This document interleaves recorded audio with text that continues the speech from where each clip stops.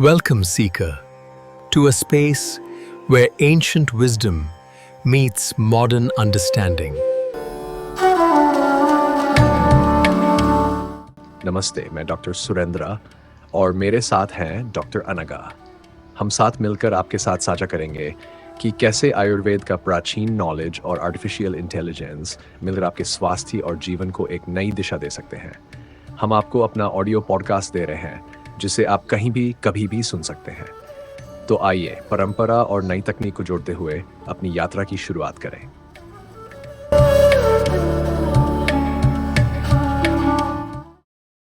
नमस्कार। आज हम एक ऐसे विषय की गहराई में उतर रहे हैं जो चिकित्सा विज्ञान की तरक्की के लिए बेहद जरूरी है, लेकिन साथ ही बहुत संवेदनशील भी।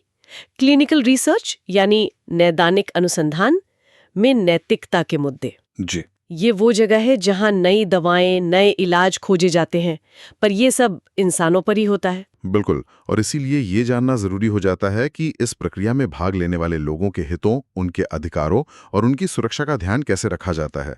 ये सिर्फ एक वैज्ञानिक प्रक्रिया नहीं, बल्कि एक गहरी नैतिक जिम्मेदारी भी है। हाँ, सही कहा। हमारी आज की बातचीत का आधार है ethical issues in clinical research .pdf नाम का दस्तावेज। हमारा मकसद है इस दस्तावेज से उन मुख्य बातों को समझना जो बताती हैं कि क्यों नैतिक सिद्धांत इतने अहम हैं, लोगों की सुरक्षा कैसे पक्की की जाती है, जी। कौन से बुनियादी उसूल हैं जो रास्ता दिखाते हैं, और असल में क्या चुनौतियां सामने आती हैं। हाँ, हम कोशिश करेंगे कि सूचित सहमति इन्फॉर्म्ड कंसेंट की पेचीदगियों से लेकर जोखिम और फायदे के संतुलन और वो जो आपने कहा खास ध्यान जरूरी समझने वाले समूह, उनकी सुरक्षा। हाँ, वो वल्नरेबल पॉपुलेशंस वाली बात। जी बिल्कुल। फिर निजी जानकारी की गोपनीयता, शोध में होने वाली गड़बड़ियां, हितों के टकराव और इन सब पर निगरानी रखने वाले सिस्टम तक हर पहलू पर बात करें। और कुछ पुरानी घटनाओं से मिले सबक भी देखेंगे। तो चलिए शुरू करते हैं सबसे पहली सीढ़ी से, सूचित सहमति या इन्फॉर्म्ड कंसेंट। ये सुनने में तो सीधा लगता है, जानकारी दो और सहमति लो, पर क्या ये वाकई इतना आसान है? सिर्फ एक कागज पर दस्तखत करवा लेना ही काफी है? नहीं, बिल्कुल नहीं। ये शायद सबसे ज्यादा गलत समझा जाने वाला हिस्सा है। ये सिर्फ एक फॉर्म नहीं है, ये एक पूरी प्रक्रिया है। प्रक्रिया सिर्फ दस्तखत करवाना काफी नहीं? जी नहीं, इसका आधार है व्यक्तियों का सम्मान, रिस्पेक्ट फॉर पर्सन्स, जैसा कि मशहूर बेलमोंट रिपोर्ट में कहा गया है। इसका सिर्फ जानकारी देना नहीं, बल्कि ये पक्का करना है कि सामने वाला व्यक्ति उसे समझ भी रहा है। अच्छा, समझने पर जोर है। हाँ बिल्कुल, उसे पता होना चाहिए कि रिसर्च क्यों हो रही है, इसमें उसे क्या करना होगा, क्या खतरे हो सकते हैं, क्या फायदे मिल सकते हैं, क्या इसके अलावा कोई और रास्ता है, और सबसे जरूरी कि वो कभी भी बिना कोई कारण बताए इस रिसर्च से बाहर निकल सकता है। यानी फोकस जानकारी देने से ज्यादा समझने पर है। हाँ बिल्कुल, और ये सहमति पूरी तरह स्वैच्छिक होनी चाहिए, बिना किसी दबाव या लालच के। सोचिए, कोई बहुत बीमार है या आर्थिक रूप से कमजोर है, उस पर दबाव बनाना कितना आसान हो सकता है। हाँ, ये तो है। यहीं पर नैतिकता समिति या IRB, इंस्टीट्यूशनल रिव्यू बोर्ड, उनका रोल आता है। वे देखते हैं कि सहमति फॉर्म की भाषा हाँ, आसान है या नहीं, है ना? हाँ बिल्कुल, आसान है या नहीं, जानकारी पूरी है या नहीं, और कहीं व्यक्ति पर कोई अनुचित दबाव तो नहीं डाला जा रहा।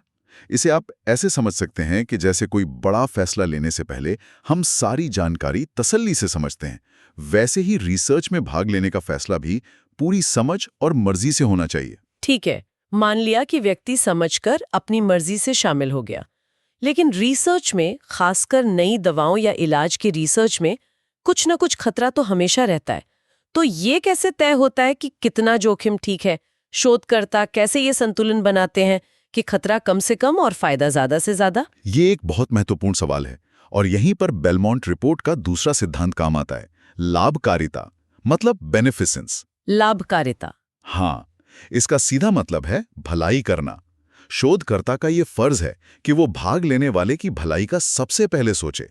उन्हें रिसर्च को इस तरह से डिजाइन करना होता है कि जोखिम जितना हो सके कम किया जाए। अच्छा। और संभावित फायदे, चाहे वो सीधे प्रतिभागी को मिले या समाज को, उन्हें बढ़ाया जाए। पर ये फैसला कौन करता है कि जोखिम उचित है या नहीं? शोधकर्ता खुद? नहीं, ये फैसला सिर्फ शोधकर्ता पर नहीं छोड़ा जा सकता। यहीं फिर से नैतिकता समिति एथिक्स कमेटी या IRB, उनकी भूमिका आती है। ओके। वे पूरे रिसर्च प्लान यानी प्रोटोकॉल को बारीकी से जांचते हैं। वे देखते हैं कि क्या शोधकर्ता ने जोखिम कम करने के सारे जरूरी कदम उठाए हैं, क्या जो जोखिम बचा है वो मिलने वाले संभावित फायदों के सामने जायज है। ये एक तरह से तराजू पर तौलने जैसा है। कभी कभी समाज के लिए बड़ा फायदा दिख रहा होता है पर व्यक्ति के लिए जोखिम ज्यादा हो सकता है। ऐसे में संतुलन साधना बहुत जरूरी है। ICH, GCP जैसे अंतर्राष्ट्रीय मानक भी यही कहते हैं कि रिसर्च का डिजाइन हमेशा प्रतिभागी की सुरक्षा और अधिकारों को प्राथमिकता देते हुए बनना चाहिए। अच्छा। ज्यादा जोखिम वाले अध्ययनों में तो एक अलग से डेटा सुरक्षा निगरानी बोर्ड DSMB भी होता है जो लगातार सुरक्षा पर नजर रखता है। आपने कहा कि तराजू पर तौलना पड़ता है, लेकिन क्या कुछ लोग ऐसे भी होते हैं जिनके लिए तराजू का पलड़ा हमेशा ज्यादा ध्यान से देखना पड़ता है? आपने कमजोर आबादी या वल्नरेबल पॉपुलेशंस का जिक्र किया था। कौन हैं ये लोग और इन्हें खास सुरक्षा क्यों चाहिए? हाँ, ये बहुत जरूरी पहलू है जो बेलमोंट रिपोर्ट के तीसरे सिद्धांत न्याय, जस्टिस, उससे जुड़ा है। कमजोर आबादी में वो लोग आते हैं जो शायद अपनी सहमति पूरी तरह सोच समझकर देने की स्थिति में ना हो या जिन पर बाहरी दबाव पड़ने का खतरा ज्यादा हो। जैसे बच्चे, गर्भवती महिलाएं, कैदी, मानसिक या बौद्धिक रूप से अक्षम व्यक्ति, गंभीर रूप से बीमार लोग या फिर सामाजिक आर्थिक रूप से बहुत पिछड़े लोग। तो इनके साथ रिसर्च करने की नियम अलग क्यों है? मतलब क्यों ये खास ध्यान? क्योंकि उनकी स्वायत्ता, ऑटोनॉमी यानी खुद फैसला लेने की क्षमता कम हो सकती है। अच्छा। इसलिए उन्हें सिर्फ इसलिए रिसर्च में शामिल नहीं किया जा सकता क्योंकि वे आसानी से मिल जाते हैं या उन पर रिसर्च करना सुविधाजनक है। ये अन्याय होगा। हाँ, बात तो सही है। उनके लिए अतिरिक्त सुरक्षा उपाय जरूरी हैं। जैसे अगर बच्चों पर रिसर्च करनी है तो पहले ये देखना होगा कि क्या ये रिसर्च वयस्कों पर नहीं हो सकती। ओके। अगर बच्चों को शामिल करना जरूरी ही है तो उनकी उम्र और समझ के हिसाब से उनसे भी सहमति मतलब असेंट ली जाती है और साथ ही उनके माता पिता या कानूनी अभिभावक की पूरी इजाजत, परमिशन जरूरी होती है। असेंट और परमिशन दोनों? जी। प्रोटोकॉल में साफ बताना पड़ता है कि इन्हें क्यों शामिल किया जा रहा है और इनकी सुरक्षा के लिए क्या खास इंतजाम किए गए हैं, जैसे जोखिम को न्यूनतम रखना या खास निगरानी करना। मकसद यह है कि रिसर्च का बोझ और फायदा समाज में बराबरी से बटे। लोगों की सुरक्षा के साथ साथ उनकी निजी जानकारी की सुरक्षा भी उतनी ही अहम होगी, है ना? रिसर्च में तो काफी व्यक्तिगत और संवेदनशील जानकारी इकट्ठी होती होगी, उसे कैसे सुरक्षित रखा जाता है? बिल्कुल, ये भी एक बुनियादी नैतिक जिम्मेदारी है। यहाँ दो शब्द अक्सर इस्तेमाल होते हैं, निजता, प्राइवेसी, और गोपनीयता, कॉन्फिडेंशियलिटी। सुनने में एक जैसे लगते हैं पर थोड़ा फर्क है। क्या फर्क है? निजता का मतलब है व्यक्ति का अपने शरीर और अपनी निजी जानकारी पर अधिकार, कि कब, कैसे और कितनी जानकारी वो दूसरों को देना चाहता है। जैसे इंटरव्यू के दौरान कोई असहज सवाल ना पूछना या शारीरिक जांच एकांत में करना, ये निजता का सम्मान है। ओके, समझ गई। और गोपनीयता? गोपनीयता का मतलब है कि जो जानकारी प्रतिभागी ने शोधकर्ता को दी है उसे दूसरों से कैसे सुरक्षित रखा जाएगा। अच्छा। यानी उस जानकारी को किसी ऐसे व्यक्ति के हाथ नहीं लगने देना चाहिए जिसे उसे जानने का अधिकार नहीं है। व्यवहार में इसका मतलब है कि डेटा को या तो अनाम, डी-आइडेंटिफाइड कर दिया जाता है, मतलब उसमें से पहचान वाली जानकारी हटा दी जाती है, जैसे नाम, पता वगैरह। हाँ बिल्कुल। या फिर उसे बहुत सुरक्षित तरीके से रखा जाता है, जैसे ताले वाली अलमारी में या पासवर्ड से सुरक्षित कंप्यूटर में। सिर्फ रिसर्च टीम के जरूरी सदस्य ही उसे देख सकते हैं। सहमति फॉर्म में यह साफ साफ लिखा होता है कि डेटा का क्या होगा, उसे कौन देखेगा और कब नष्ट किया जाएगा। और अगर ये ना हो तो इसका उल्लंघन न सिर्फ नैतिक रूप से गलत है बल्कि कानूनी तौर पर भी गंभीर हो सकता है, जैसे हिपा या GDPR के तहत। और सबसे बड़ी बात, इससे लोगों का रिसर्च पर से भरोसा उठ जाता है। भरोसे की बात आई तो क्या कभी ऐसा भी होता है कि शोधकर्ता जानबूझकर गड़बड़ करे, मतलब गलत नतीजे दिखाएं या आंकड़े बदल दें? ये तो बहुत खतरनाक लग रहा है। दुर्भाग्य से हाँ, ऐसा होता है और इसे अनुसंधान कदाचार, रिसर्च मिसकंडक्ट कहते हैं। इसमें मुख्य तौर पर 3 चीजें आती हैं। फैब्रिकेशन मतलब मनगढ़ंत डेटा बना लेना। दूसरा फॉल्सिफिकेशन, यानी असली डेटा से छेड़छाड़ करना, जैसे बुरे नतीजों को छुपा लेना या बदल देना। और तीसरा साहित्यिक चोरी, प्लेजरिज्म, यानी किसी और के काम को अपना बताकर पेश कर देना।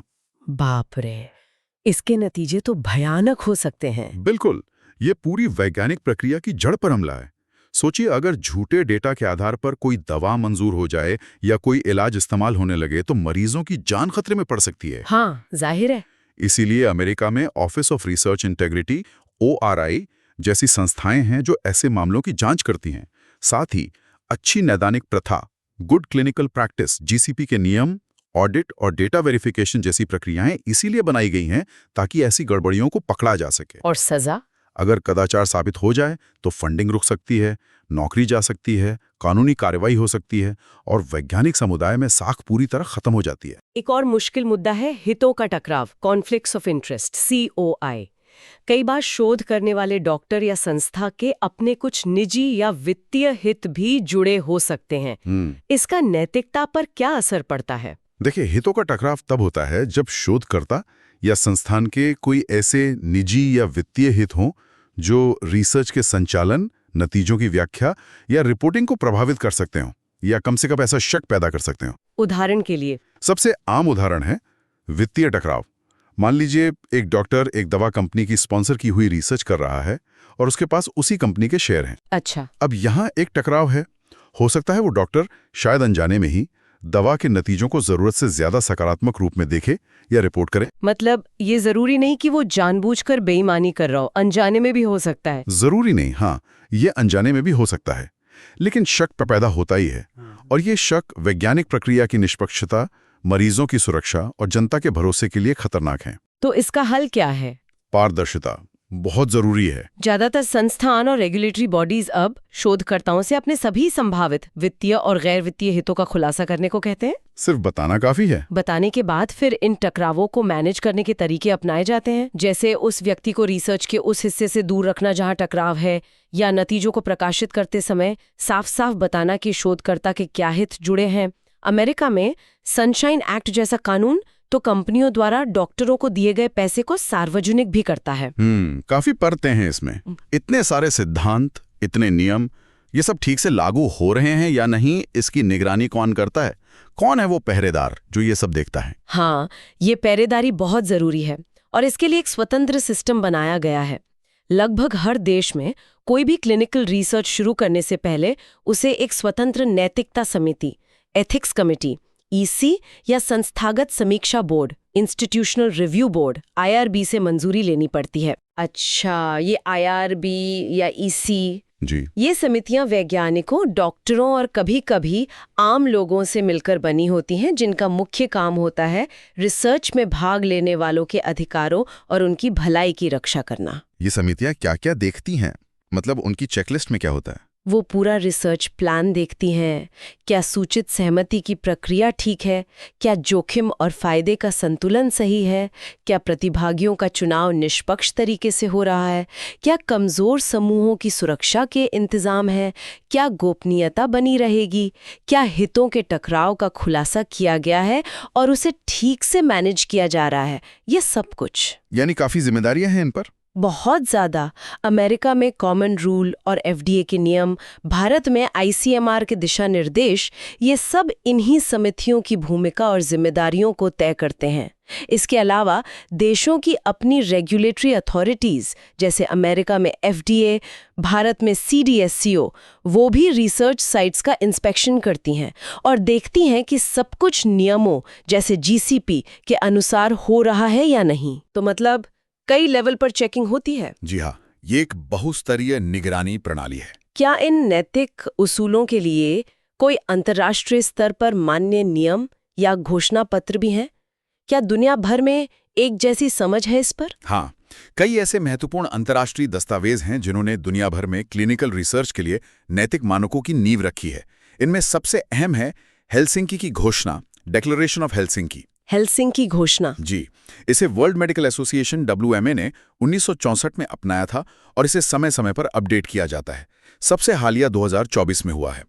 ये इंसानों पर होने वाले मेडिकल रिसर्च के लिए नैतिक सिद्धांतों का एक तरह से घोषणा पत्र है। इसमें क्या खास है? ये स्वैच्छिक सहमति, प्रतिभागी की भलाई को सर्वोपरि रखने, कमजोर समूहों के लिए खास सुरक्षा और नैतिकता समिति द्वारा समीक्षा की अनिवार्यता पर बहुत जोर देता है। दूसरा बड़ा मानक है ICH-GCP, international council for harmonisation good clinical practice. GCP तो हमने पहले भी सुना। हाँ, ये रिसर्च के डिजाइन, संचालन, निगरानी, रिकॉर्डिंग, विश्लेषण और रिपोर्टिंग के लिए एक अंतर्राष्ट्रीय क्वालिटी स्टैंडर्ड है। इसका मकसद ये पक्का करना है कि रिसर्च से मिलने वाला डेटा भरोसेमंद हो और साथ ही प्रतिभागियों के अधिकार, सुरक्षा और गोपनीयता सुरक्षित रहें। ये हेल्सिंकी घोषणा के सिद्धांतों पर ही आधारित है। और अमेरिका की बेलमोंट रिपोर्ट 1979 वाली, उसने 3 बुनियादी नैतिक सिद्धांतों, व्यक्तियों का सम्मान, लाभकारिता और न्याय को बहुत स्पष्ट रूप से सामने रखा, जिनका जिक्र हम पहले भी कर चुके हैं। हाँ, रिस्पेक्ट फॉर पर्सन्स, बेनिफिसेंस और जस्टिस। बिल्कुल, ये सिद्धांत आज भी दुनिया भर में नैतिक सोच का आधार है। तो हाँ, इन दस्तावेजों ने मिलकर एक वैश्विक नैतिक ढांचा तैयार किया है। ये सब जानकर लगता है कि काफी मजबूत सिस्टम है। लेकिन क्या ये नियम हमेशा से थे या फिर कुछ कड़वे अनुभवों से सीखकर इन्हें बनाया गया? क्या इतिहास में ऐसी गलतियां हुई हैं जिन्होंने इन नियमों को जन्म दिया? दुर्भाग्य से हाँ, इतिहास ऐसी दुखद घटनाओं से भरा पड़ा है जिन्होंने हमें नैतिकता का पाठ बहुत कड़वे तरीके से सिखाया है। शायद सबसे बदनाम उदाहरण अमेरिका का टस्केगी सिफिलिस अध्ययन है, जो 1932 से 1972 तक चला। टस्केगी, हाँ मैंने सुना है इसके बारे में। बहुत भयानक था वो। जी, इसमें करीब 400 गरीब अफ्रीकी अमेरिकी पुरुषों को, जिन्हें सिफिलिस था, जानबूझकर दशकों तक इलाज, पेनिसिलिन, नहीं दिया गया ताकि डॉक्टर बीमारी को अपने आप बढ़ते हुए देख सकें। उन्हें यह बताया ही नहीं गया था कि वे एक स्टडी का हिस्सा हैं और उन्हें इलाज से वंचित रखा जा रहा है। ये तो अमानवीय है। बिल्कुल, ये सिर्फ शोध की नैतिकता का उल्लंघन नहीं था, बल्कि नस्लीय अन्याय का भी एक भयानक उदाहरण था। इसी घटना के बाद अमेरिका में बेलमोंट रिपोर्ट बनी और इंसानों पर होने वाले शोध के नियम बहुत सख्त किए गए। और कोई ऐसा बड़ा मामला? हाँ बिल्कुल, द्वितीय विश्व युद्ध के दौरान नाज़ी डॉक्टरों ने कंसंट्रेशन कैंप के कैदियों पर जो अमानवीय प्रयोग किए, उनके मुकदमे के बाद 1947 में नूरनबर्ग कोड बना। नूरनबर्ग कोड? जी, ये पहला अंतर्राष्ट्रीय दस्तावेज था जिसने साफ कहा कि किसी भी इंसान पर बिना उसकी मर्जी के कोई प्रयोग नहीं किया जा सकता। स्वैच्छिक सहमति सबसे जरूरी है। यानी सहमति का सिद्धांत वहीं से मजबूत हुआ। हाँ, फिर 1950-60 के दशक में थैलिडोमाइड दवा का मामला आया। थैलिडोमाइड, वो बच्चों वाली दवा? हाँ, ये दवा गर्भवती महिलाओं को सुबह की तकलीफ के लिए दी गई थी, पर इसके कारण हजारों बच्चों में हाथ पैर ठीक से विकसित न होने जैसे गंभीर जन्मजात दोष पैदा हुए। इस त्रासदी ने दुनिया भर में दवाओं की टेस्टिंग और मंजूरी के नियमों को बहुत कड़ा बना दिया। ये कुछ बड़े उदाहरण हैं जिन्होंने आज के नैतिक नियमों और सुरक्षा उपायों को शक्ल दी है। इनसे यही सबक मिला कि इंसानी गरिमा और सुरक्षा हमेशा वैज्ञानिक जिज्ञासा से ऊपर रहनी चाहिए। बिल्कुल सही कहा आपने। तो आज की इस पूरी बातचीत को समेटें तो क्या कहेंगे? मुझे तो यही समझ आया कि क्लिनिकल रिसर्च में नैतिकता कोई चेकलिस्ट या कागजी कार्यवाही नहीं, बल्कि इसकी बुनियाद है, इसकी आत्मा है। बिना सूचित सहमति, बिना जोखिम लाभ के सही आकलन, बिना कमजोर लोगों की खास सुरक्षा, बिना गोपनीयता बनाए रखे, बिना ईमानदारी और बिना स्वतंत्र निगरानी के भरोसेमंद विज्ञान संभव ही नहीं है। बिल्कुल सही, आपने एकदम सार बता दिया। ये नियम रुकावटें नहीं हैं, बल्कि ये वो रेलिंग्स हैं जो हमें सही रास्ते पर रखती हैं। ये ना सिर्फ उन लोगों की रक्षा करती हैं जो अपनी मर्जी से इस महत्वपूर्ण काम में हिस्सा लेते हैं, बल्कि ये उस विज्ञान की विश्वसनीयता भी पक्की करती हैं जिस पर हम सब अपनी सेहत के लिए निर्भर करते हैं। हाँ, जैसा हमने देखा, इतिहास गवाह है कि जब भी इन उसूलों को नजरअंदाज किया गया, नतीजे बहुत दुखद रहे हैं। इसलिए इन्हें कभी हल्के में नहीं लिया जा सकता। चलिए जाते जाते अपने श्रोताओं के लिए एक सवाल छोड़ जाते हैं। आज विज्ञान बहुत तेजी से आगे बढ़ रहा है। Genetics, artificial intelligence, AI, big data का इस्तेमाल रिसर्च में बढ़ रहा है। हाँ बिल्कुल। ऐसे में भविष्य में क्लिनिकल रिसर्च के सामने कौन सी नई नैतिक चुनौतियां आ सकती हैं? क्या हमारे मौजूदा नैतिक सिद्धांत जैसे हेल्सिंकी घोषणा या बेलमोंट रिपोर्ट इन नई चुनौतियों से निपटने के लिए काफी हैं, या हमें इनमें बदलाव करने की जरूरत पड़ेगी? ये वाकई एक बड़ा सवाल है। सोचने लायक बात है।